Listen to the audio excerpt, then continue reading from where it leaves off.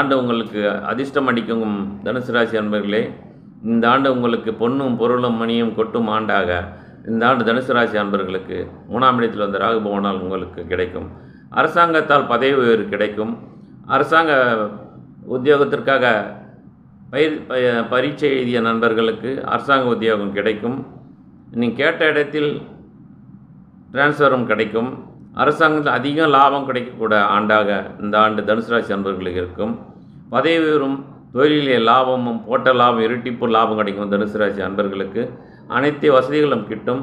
செல்வம், புகழ், பதவி எல்லாம் இந்த தனுசு ராசி அன்பர்களுக்கு இருக்கும். தொழில் தொடங்குகிற தனுசு ராசி அன்பர்களுக்கு அதிகமான லாபம் கொடுக்கும் ஆண்டாக இந்த ஆண்டு கிடைக்கும்.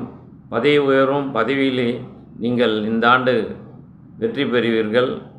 அதிக உயர் பதவிகளும் உயர் அதிகாரிகள் ஆகும் ஆண்டாக இந்த தனுசு ராசி அனைத்தும் இந்த ஆண்டு கிடைக்கும். மேசராசி அன்பர்களே, இந்த ஆண்டு உங்களுக்கு 11ஆம் இடத்திலே ராகுபவான் அமர்ந்துள்ளார். அதனால் உங்களுக்கு பொன்னும் பொருளும் மணியும் கொட்டும் ஆண்டாக மேசராசி அன்பர்களுக்கு யோகமான இந்த 1.5 ஆண்டு கிடைக்கும். உங்களுக்கு அரசாங்க வேலை செய்யும் அதிகாரிகள் இந்த ஆண்டு பதவி உயர்வு கிடைக்கும். அரசாங்கத்திற்காக நீங்கள் வெயிட் பண்ணவர்களுக்கு இந்த ஆண்டு அரசாங்க ஊதியம் கிடைக்கும். அரசாங்கத்தால் இந்த ஆண்டு லாபம் கிடைக்கும் ஆண்டாக மேசராசி அன்பர்களுக்கு கிடைக்கும். பதவி உயர்வு கிடைக்கும். அரசாங்க அதிகாரிகள் பதவி உயர்வு கிடைக்கும். அரசாங்க கலைக்கல்லூரியிலோ பள்ளிகளிலோ பணிபுரியும் ஆசிரியர்களுக்கு பதவி உயர்வு கிடைக்கும்.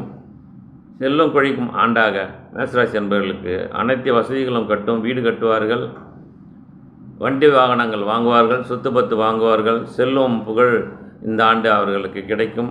பதவி உயர்வு கிடைக்கும். தொழிலே நல்ல லாபம் கிடைக்கும். புதிய தொழில்களை மேசராசி அன்பர்கள் தொடங்குவார்கள். அதிக லாபத்தை இந்த ஆண்டு ஈட்டும் ஆண்டாக மேசராசி அன்பர்கள் கிடைக்கும். இந்த ஆண்டு வெகுமதியான ஆண்டாக, யோகமான ஆண்டாக மேசராசி அன்பர்களுக்கு திகழும் என்பதில் ஐயமில்லை. நன்றி, வணக்கம்.